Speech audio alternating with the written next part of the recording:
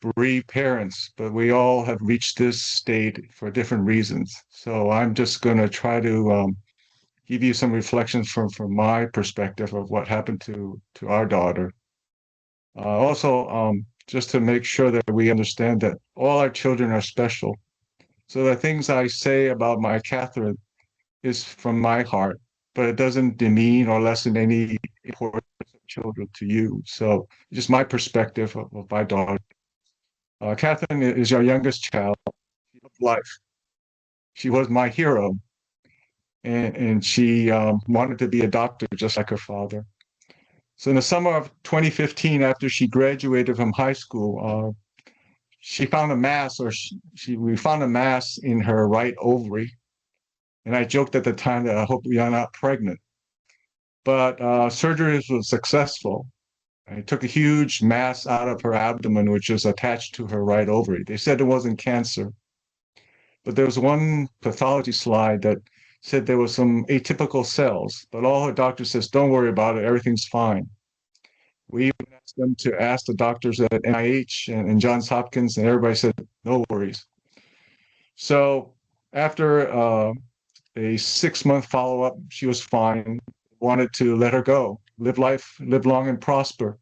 We said, well, maybe you can try one more time. So we checked her at 1 year mark. And then at 1 year follow-up, she was found to have stage 4 ovarian cancer. And I remember at that meeting with the doctor, she cried out, I don't want to die. And those words will still haunt me to this very day. We opted for chemotherapy after trying to get a second opinion at Sloan Kettering in New York City, which was a waste of our time. So they opted for 3 cycles of chemotherapy, but they never checked after each cycle. So at the end of the 3 cycles of chemotherapy, even when with that she had continued to go to her college classes in Maryland, she took her chemo infusion pump with her and went to school and lived in the dorm and then did all the chemo by herself in the dorm. After the chemotherapy was done, they reevaluated her and they found that the cancer had spread even more all over her abdomen and everywhere and into her liver. She ended up having an intestinal obstruction, which resulted in a 3-week hospitalization and left her with a colostomy, which is they had to take out a large segment for her colon. So she had a colostomy bag. So imagine a 19-year-old girl with a colostomy bag. We told her it wasn't permanent, that we were going to reattach it after she recovered. I'm not sure if she knew we were lying to her or not, but she didn't say. So she came home for Christmas in 2016, and she had lost a lot of weight and was emaciated, but she had our Christmas. We didn't realize it was going to be her last Christmas. We went back to the hospital on January 13th for a follow-up. We were going to do some other studies or tests the following week. And as we were going home over the Wilson Bridge in the Washington, D.C. area, they called us saying that we had to come back because all her liver functions were totally off the scale and they needed to have to come back. So we turned around in traffic, but I remember her crying out that she wanted to go home. She wanted to take her shower. So every time I go through that area, I go there every day because I go to work. I remember those words. She went back to the hospital on Friday the 13th, January 13th, and she died 5 days later on January 18th at the age of 19 and a half years old. She just sort of drifted off to sleep and never woke up. So 9 years later, it'll be 9 years on January 18th, next 2026. The death itself was sort of surreal for us. We all knew she was going to die. She had sort of drifted off and became comatose for a while, for those last few days. So she didn't have to deal with that thought. So she died. She was declared dead. We spent some time with her and they took her away. For me, 2 years to accept the fact that she was gone. I would think that she would show up at our door, or we would get a call from from the cemetery saying that they found her wandering the grounds and didn't understand why she was there. I went through all the stages of grief, anger, at God, at the doctors. I bargained with God. I still do that, let me be the one to die. Why her? And I still ask God why she had to die and not me. And then with all the evil in the world, why her? The other aspect that I've had to deal with these 9 years now is guilt. I took her life for granted. She was young. There was no reason to worry about her dying. I mean, I had problems of my own to worry about, so I just, you'll be there. Don't worry about it. Daddy will get to you when he deals with his problems. But I didn't know life was limited. Life is not guaranteed. I didn't realize at the time that she was a gift from God. All our children are a gift from God. We're supposed to be stewards of all that God gives us, our children. The other area I feel guilty about is I trusted her doctors too much. Being a doctor myself, I guess I should have known better. I shouldn't have taken their word that, oh, don't worry about it. She'll be fine. Even that one slide that says there were some weird looking cells, don't worry about it. We should have kept looking for other opinions at other hospitals, but we didn't. I regret not letting her do more of the things she wanted to do. She loved life. She wanted to travel. She wanted to experience so many different things. She had so many dreams that she wanted to fulfill, and she didn't get to do that.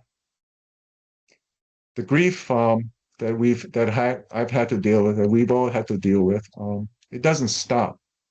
You stop mourning, but your grief continues and always does. But life goes on, doesn't it? No matter how you feel or how you react, you can't stop dealing with life. So I never really got a chance to fully mourn her loss and to process her death and how I was supposed to feel. I always talk about I wanted to take a leave of absence from life, a sabbatical for college terms. And maybe now, because I've had to deal with all the life's pressures and stuff at home with our family and myself, I'm feeling more stressed. Things seem to overwhelm me more easily now. I guess I just have to deal with that. I still experience what we call grief spurts, which are triggered by memories or something that comes out that I come across out of nowhere, reminding me that the loss is permanent. I had some of that when I was trying to make my notes for this presentation. I see girls her age out and about, and I wonder what she would be like, what she would be doing, if she was married or not, if she had kids. What would her career be? Would she end up being a doctor? Would she end up being working for Doctors with Borders like her father was? And I'm also jealous of other families who have children who are intact. I still can't go through her room. Her room is exactly as it was when she died 9 years ago. There's too much sadness when I try to sort through her stuff. She was a clothes horse. So she had closets full of clothes and stuff, buckets full of clothes that she had. And when I try to go through them, I find things that trigger memories, that brings it all back. So I have to stop. So I'm not sure when I'll be able to clean her room up. People say, there's no rush, there's no schedule. So I guess I'll deal with that. But getting back to my journey of faith, as Patrice said, I'm not a cradle Catholic. I married into my faith. I went through the RCIA and got baptized and, did what I thought I had to do. But I guess I didn't read the fine print. So we went to church, kids went to parochial school, but I didn't really learn about what my faith was, what the Catholic faith was. And I didn't really have to confront that until she got sick. When she first got sick, I tried to manage the cancer by myself. There's a phrase from the gospel somewhere. It's like to be like gods, but I failed. I totally failed. I couldn't control anything. No matter what we did, everything got worse. Things kept getting bad. There was bad news after bad news. And I would remember wake up the morning, what would happen next? And maybe some relief to us or to me after she died, there was some peace that I didn't have to, and she didn't have to worry about what would be the next setback.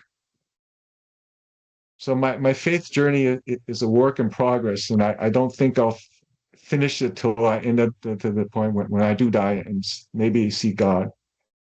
But you have to rely on God's grace. This faith is God's grace. It's a grace from God.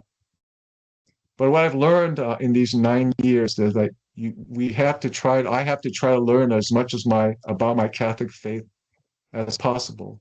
And it's more than just reading the gospel, because there's no notes in the gospel readings that you go through unless you look at the bottom and there's some notes that may help. But you have to try to do as much research as you can, looking at the media, different sources, trying to find as many different insights or reflections that you can. I found different sources in the media that have helped. There's a pastoral reflection institute from Dallas that you can look up. That's been a help to me. There's a heart-to-heart Catholic media ministry from Illinois, I think. And what I've come across most recently, maybe in the last year, there's a platform called Ascension. Maybe some of you have heard it. The Ascension is I think it, and again, I'm not a paid spokesman for them, but you can sign up for their program. There's a multitude of programs for $60 a month, but it gives you daily readings. It has various learning opportunities to learn about Catholic faith, and it's really helped me get a better appreciation of what my faith is, or how God can help uh, with me in various aspects of my life. There's readings that you can look up. The Magnificat has helped me a whole lot. There's other publications like Give Us This Day and The Word Among Us. All these things pulled together help give you a wider explanation of your Catholic faith and how the Catholic faith can help you in various obstacles in your life. But what I've come to realize is that you have to yield to God. You have to listen to Him in the silence of your heart. God, a lot of times, will talk to you in the silence of the night or day or whatever. Just have to take the time to try to listen in the silence. They say, try to find moments in your life, in your daily hectic schedule, that to just listen. Whether it's if you go to church to adoration in front of the sacrament, or just at home when you spend time with God, reading the gospel, or just letting Him talk to you in different ways. Sometimes He does, sometimes He doesn't, but I've found that in my experience, that you do have many opportunities throughout the day that He will talk to you in different ways. And then you listen and see what you can get from it. I talk to God all the time. I talk to my daughter all the time. But I talk to God all the time. I complain to Him. I ask Him same questions over and over again, or different reasons. But He's always with me. And I learned that God is with you. He's behind you, in front of you, and with you. But He is with you. And they say you have to believe God. Maybe not believe in God, but believe God, to trust Him. There's I think, a Bible verse that says faith is hope extended into the future, and the hope is the trust in God. I'm still working on this because I have good days and bad days. But I try to keep my eyes open, my ears open, to look for His presence in my life, my daily life. We also have to learn to persevere in what we do. Persevere is defined as to persist through difficulty. And I found that in the gospel readings, the word persevere comes through many times, and it's a motivation for me to not give up, to keep on trying to plug through each day. Days. Um, so in summary, there's some points that I've taken out from what I've learned so far was there was a purpose to our children's life. However short their life was, God knows why he gave birth to them, why. And maybe someday when we go to heaven, we'll find out what their purpose is. But we have to all believe that there was a reason for their life, however short, however tragic, however sad it was, they were born for a purpose. And so they didn't die needlessly. And that's really helped me sort of hang on to go through to life. For me, this grief journey is a journey that I realize that I have to take upon myself to go through. You rely on friends and research and talking to people, but at the end of the day, it's my journey, it's your journey to go through. And life goes on. So many times I've realized that no matter how bad things are, you have to go on. Because if you don't, you just sit there and you flail around and it does you no good. It does your child's memory no good. You have to go on. And then, I think President Biden once said that after his son died, that one day you will laugh, but you will not stop grieving for your child. So I do laugh at times now, but there's not a day, there's not a moment that I don't think about my daughter and I feel sad again. You also the more you try to learn about your faith, the more it helps me to grieve, to process sadness, to process why her? Why did she have to die? Why is other people alive? Why is there so much evil in the world, but my child is dead? So someday we will understand what God's purpose was. There was a purpose for all of this. But all I can do right now is try to learn as much about my faith of God and how he gives us the grace to live each day, to press on, to persevere. And the last thing I guess I would say is don't sweat the small stuff. If my daughter or your child could to suffer what they did, why can't we suffer our small little trials and tribulations? It's nothing compared to what they went through. So I hope I've been able to share my reflections or my observations these past 9 years. Her 9-year anniversary will be next year, January 18th. So again, thank you for listening, and I hope I gave you some insight. But again, it's just one aspect of a bereaved parent. I haven't experienced what you all have experienced. I haven't experienced your beautiful children.